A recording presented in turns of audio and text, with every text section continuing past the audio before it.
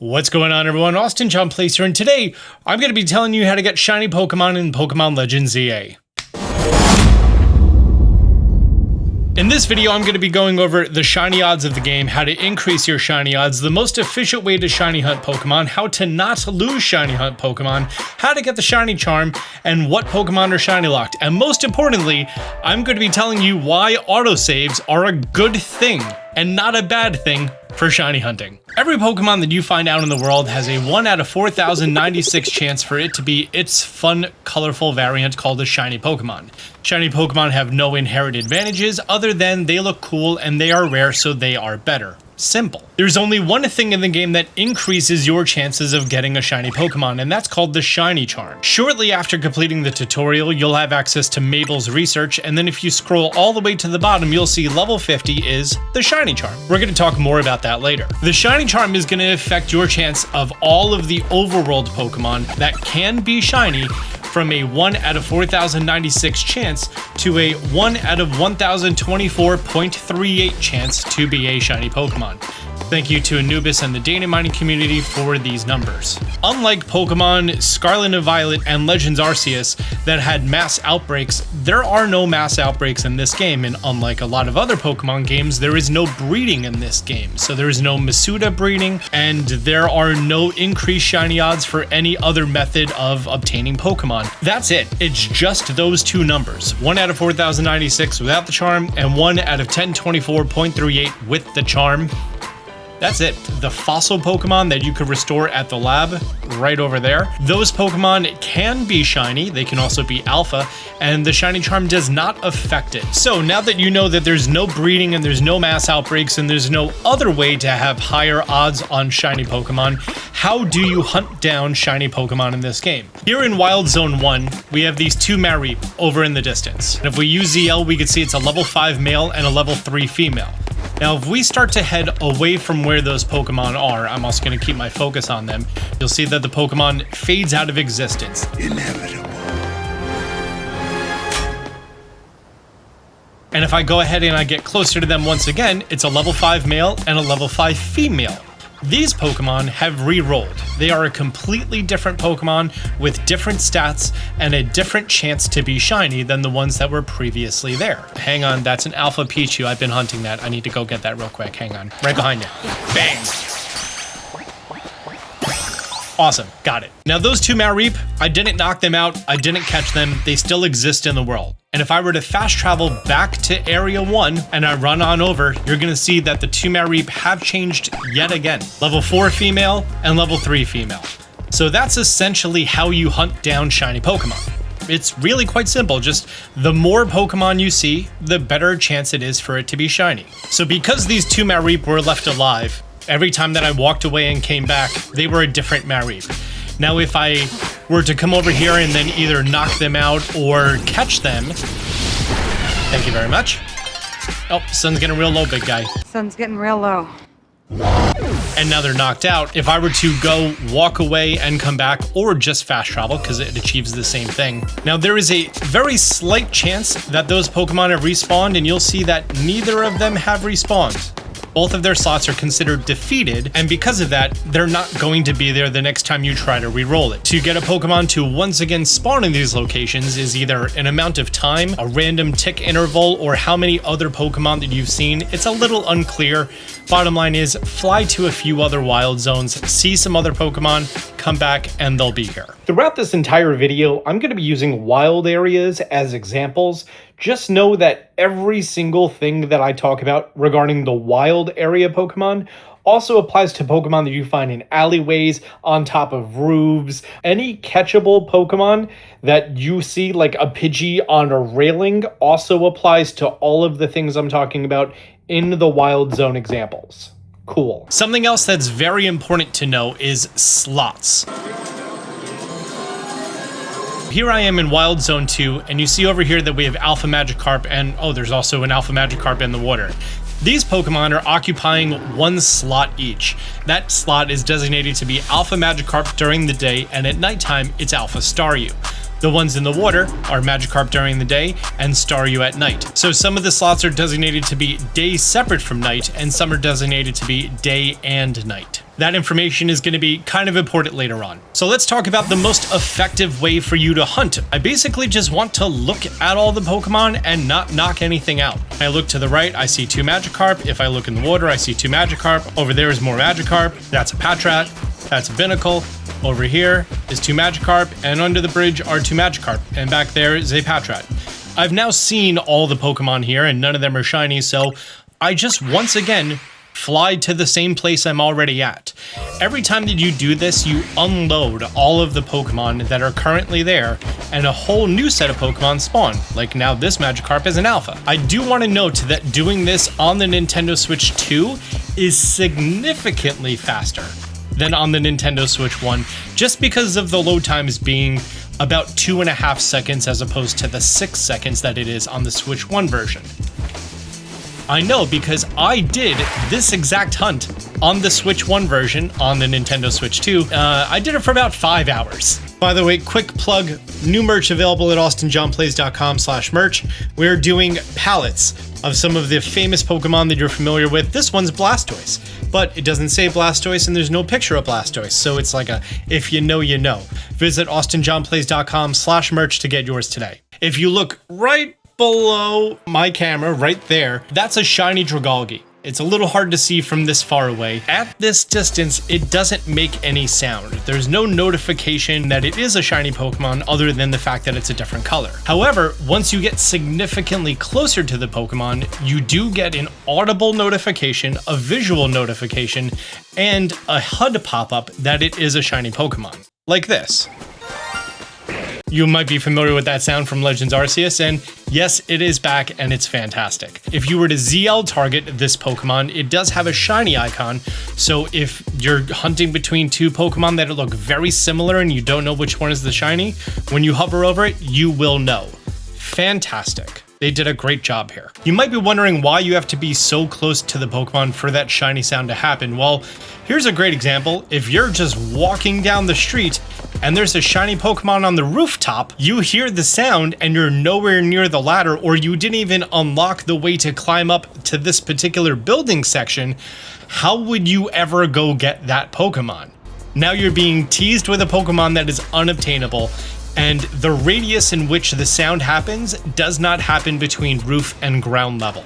So that shiny Pokemon is just going to be up there and you're not going to be notified of it, which sucks. But they did think about that. Shiny Pokemon cannot and will not despawn unless you interact with them, meaning that the Pokemon that's on top of a roof will always be there as shiny until you interact with it, as long as that Pokemon is saved. Because of that, autosaves, always on, are your friend. If you're an old school Pokemon fan like I am, and you're in the mentality of I don't want autosaves on, this game changes that. While on the street, all the Pokemon within my current vicinity, meaning these rooftops, are spawned in.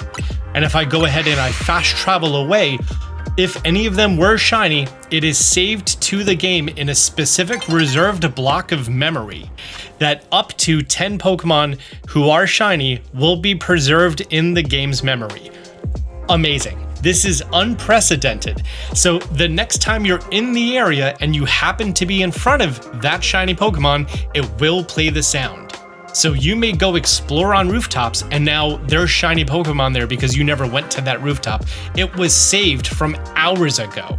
I did a hunt for a Magikarp and I was able to get it, and then I thoroughly tested how the game preserves that shiny Pokemon in memory, and this is what that looks like. I finally just got my shiny Magikarp to spawn right there. First thing you do, oh, I'm being targeted so I can't save. Let's just run away from the Binnacle. Put down my hard save, run back over to our golden fishy so we can go ahead and look at the animation. Yep, there he is. There's our golden boy. Actually, that's a female. Yeah. Oh, the texture looks really good on him. Now, if I were to fast travel away, it would still be there. Fast travel once again back here. So we unloaded the world. If we load back in, you'll see the autosave in the top right. That's our shiny Magikarp right there. Let's go a little bit further away now. Let's head down to Hotel Z. And let's head back to Wild Area 2. Yeah, he is still there. Check that out. So let's go ahead to a bench and make it nighttime. Now I know in this wild zone, some of the Magikarp become Staryu slots. Let's see if this is one of them. Yes, it is a Staryu. That's because the slot that contained the Magikarp is gone, and now it's a Staryu. Cool. Back to a bench and make it daytime. Look at that. The daytime slot is preserved. Our shiny Magikarp remains there, even though at nighttime, that slot is unloaded. Your textures under the water aren't looking that great, but your textures above the water look great. Okay, so let's test a few other things.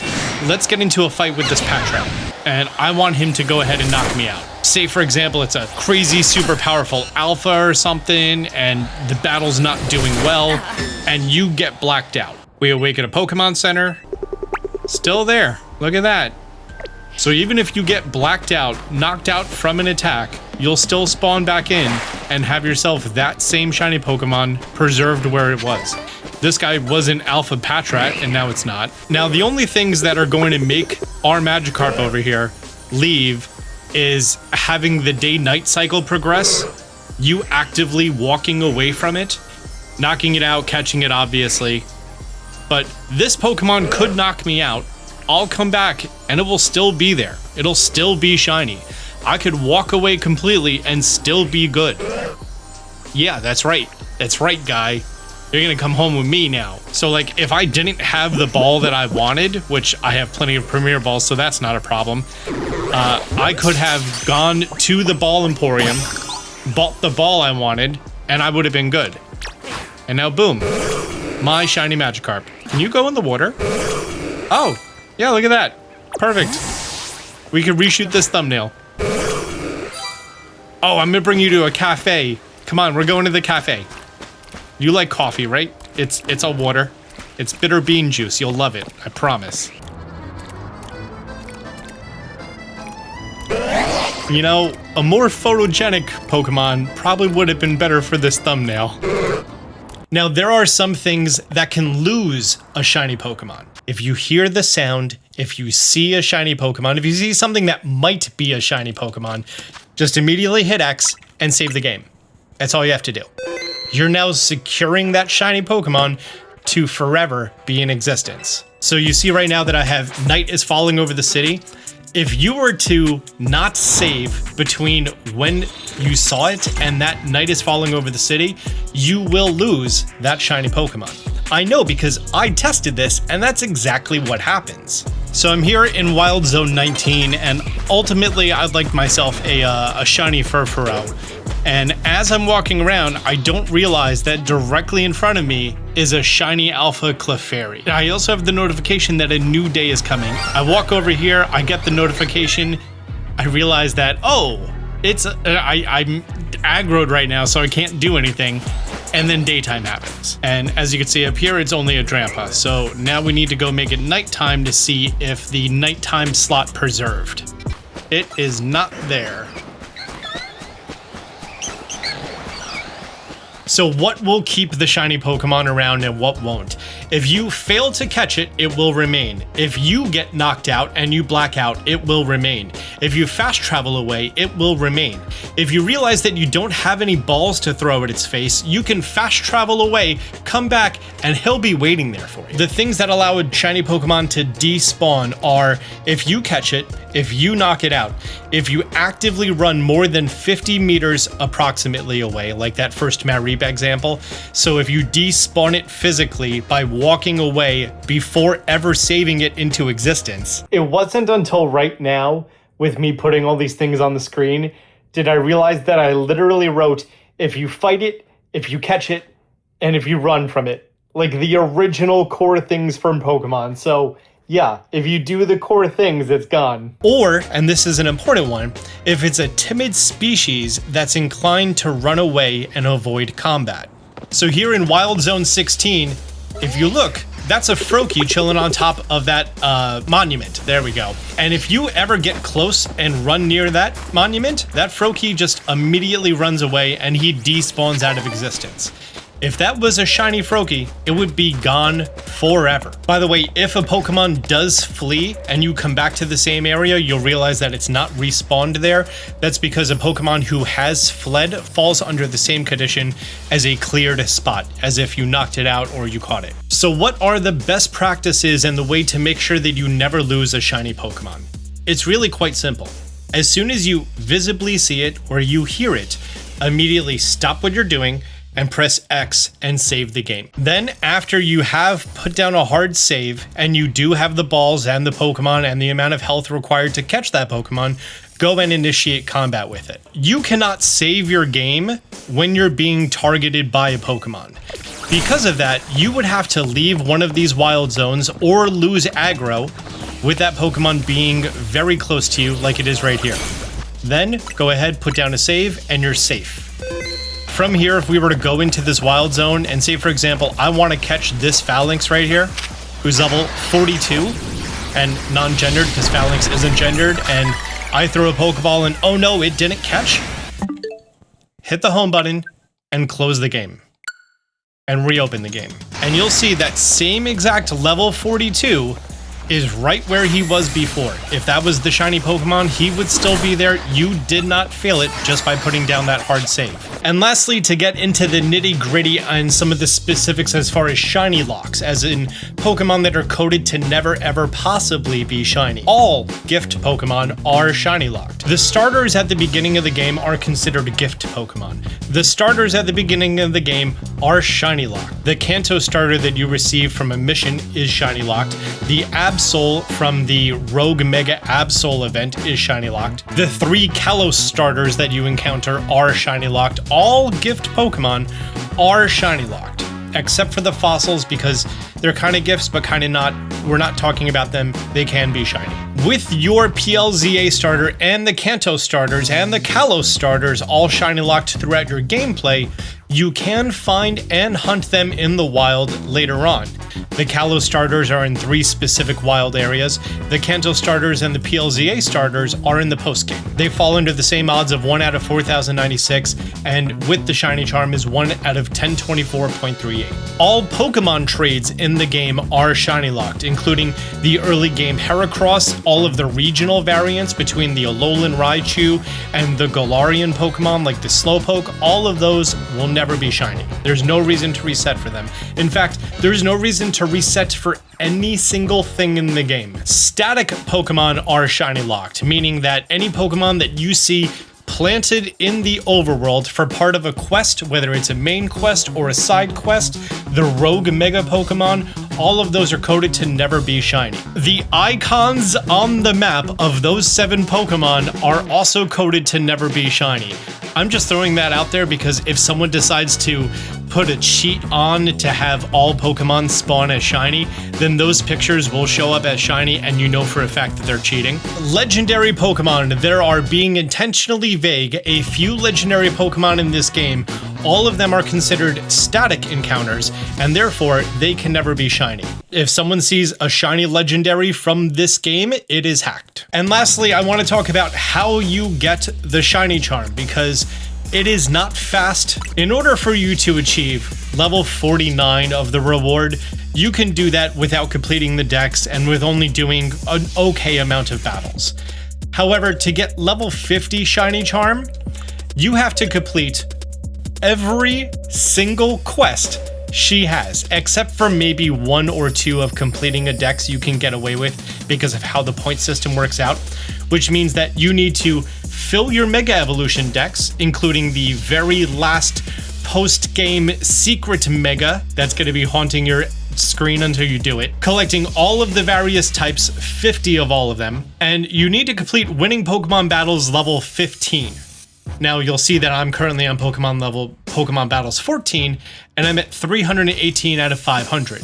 That means that throughout all of the battles I've done throughout the entire game so far have only been a 3/10 of the amount of battles I have to do to get the shiny charm. I'm estimating that it's going to take 100 to 120 hours until you can acquire the shiny charm, at which point you would have been done with every single other thing in the game, and the only thing left for you is getting the shiny charm, shiny hunting, and the DLC. It's a monumental task. This also makes it so that when Pokemon Home comes out, you can't just immediately transfer in the entire living dex and immediately get the shiny charm. I know that some people like to do a new game plus shiny charm playthrough, and unfortunately you just can't do that. Getting the shiny charm in this game is a lot of work, and it is a metric butt ton of battles. I wish you the best of luck. This game is combat focused, and in order for you to effectively shiny hunt, you also have to be combat focused. That is every single thing you need to know about shiny hunting in this game, the reason auto saves are good, the shiny rates, and the Mount Everest of achievement that you need to do in order to get the shiny charm. I hope you found this information helpful. If you did, do me a favor, hit the thumbs up button down below. If you're new to the channel, be sure to subscribe, turn on notifications. Until next time, Austin John out. Man, they see me shining like I got the charm. Stay strapped, got that jet ball in my palm. Fell from the sky, guess I'm the chosen one. And if you need to know how, check out Austin John. Champion flow, yeah, I got that champion flow.